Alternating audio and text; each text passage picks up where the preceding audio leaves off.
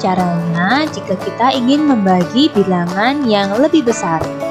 Nah, yaitu dengan cara bersusun. Bagaimana langkah-langkahnya? Kita simak penjelasan berikut ini ya. Kita lihat contoh yang pertama. 75 dibagi 5. Nah, bagaimana cara penulisannya dengan cara bersusun? 75, angka 75 kita letakkan di dalam. 75 itu adalah bilangan yang dibagi. Sedangkan angka 5 kita letakkan di luar. 5 adalah bilangan pembagi.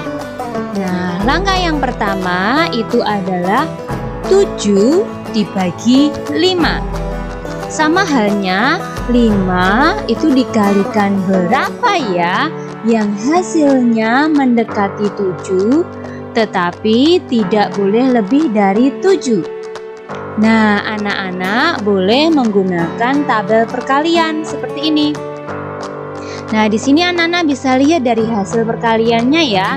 Dari hasil perkaliannya coba kita lihat yang mendekati 7 tetapi tidak lebih dari 7.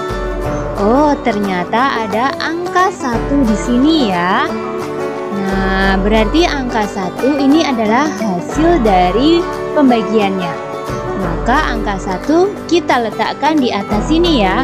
Nah, ini adalah tempat untuk hasil pembagiannya. Kemudian langkah kedua adalah 1 dikalikan 5. Ya, 1 dikali 5. Hasil perkaliannya kita letakkan di bawah angka 7. Berapa ya 1 kali 5? Ya, betul, hasilnya adalah 5. Setelah kita melakukan perkalian, kita akan mengurangi, yaitu 7 dikurangi 5. Berapa? Ya, 2. Kemudian angka 5-nya ini kita turunkan di samping angka 2. Jadilah angka 25. Kemudian setelah itu kita bagi lagi, yaitu 25 ini kita bagi 5. Berapa hasilnya? Pasti mudah ya. Hasilnya adalah 5. 5 kita tuliskan di sini karena adalah ini hasil pembagian. Setelah pembagian kita lakukan perkalian lagi, yaitu 5 dikali 5. Ya, 5 dikali 5 itu sama dengan 25. Kita tulis di bawah sini ya. Nah, setelah perkalian kita akan melakukan pengurangan, yaitu 25 dikurangi 25 sama dengan 0 ya. Nah, jika anak-anak sudah menemukan pengurangan hasilnya 0, kemudian semua angka yang ada di atas sudah diturunkan, berarti pembagiannya sudah selesai. Nah, jadi hasilnya 75 dibagi 5 sama dengan 15. Ini ya hasilnya ya. Nah, sekarang kita lihat contoh yang kedua ya. 96 dibagi 6. Cara penulisannya masih ingat ya? Nah, 96 ada di dalam, kemudian 6 ada di luar. Langkah yang pertama adalah 9 dibagi 6. Ya, sama halnya 6 dikalikan berapa, hasilnya mendekati 9, tetapi tidak boleh lebih dari 9. Nah, kita lihat tabel perkaliannya dulu ya. Nah, seperti ini. Kita lihat hasil perkaliannya saja ya. Hasil perkalian yang mendekati 9 dan tidak boleh lebih dari 9. Kita temukan angka berapa? Ya, kita temukan angka 1 di sini ya. Nah, berarti angka 1 kita tuliskan di atas sini karena ini adalah hasil dari pembagian 9 dibagi 6. Nah, kemudian langkah kedua, siapa yang masih ingat? Ya, langkah kedua adalah perkalian.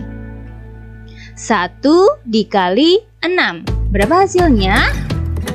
Ya, hasilnya 6. Kita letakkan urut di bawah angka 9 ya. Kemudian setelah perkalian, kita akan melakukan pengurangan. 9 dikurangi 6 sama dengan 3. Ya, kemudian setelah itu kita turunkan angka 6. Kita turunkan angka 6 di sebelah angka 3. Jadi kita akan memperoleh bilangan 36. Nah, setelah menurunkan angka 6, kita akan melakukan pembagian, yaitu 36 dibagi 6. Berapa hasilnya? Ya, 6. 6 kita tuliskan di atas sini ya, karena adalah hasil pembagian. Setelah pembagian, kita lakukan perkalian. 6 dikali 6, yaitu hasilnya 36. Hasil dari perkalian kita tuliskan di bawah sini ya. Nah, setelah perkalian kita akan melakukan pengurangan lagi, yaitu 36 dikurangi 36 sama dengan 0 ya. Jika anak-anak sudah menemukan hasil pengurangannya 0 dan angka-angka yang ada di atas sudah tidak ada yang diturunkan, maka hasil perkaliannya sudah selesai. Jadi 96 dibagi 6 sama dengan 16. Begitu ya anak-anak ya. Sekarang kita lihat contoh yang terakhir. 72 dibagi 3. Cara penulisannya masih ingat ya? Nah, 72-nya ada di dalam, kemudian angka 3-nya ada di luar.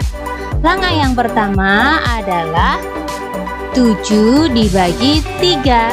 Sama halnya 3 dikalikan berapa? Hasilnya mendekati 7, tetapi tidak boleh lebih dari 7. Kita lihat tabel perkalian 3. Nah, seperti ini. Kita lihat hasil perkaliannya ya anak-anak. Nah, kita lihat hasilnya mendekati 7, tetapi tidak boleh lebih dari 7. Nah, kita peroleh perkalian 3 kali 2 sama dengan 6. Nah, yang ditulis itu adalah angka 2. Nah, angka 2 kita tuliskan di atas sini ya. Nah, seperti ini. Kemudian setelah itu kita lakukan perkalian. 2 dikali 3, yaitu 6. Kemudian setelah itu kita lakukan pengurangan. 7 dikurangi 6 sama dengan 1. Langkah berikutnya adalah menurunkan angka 2 di sebelah angka 1. Jadilah angka 12. Setelah itu kita lakukan pembagian lagi.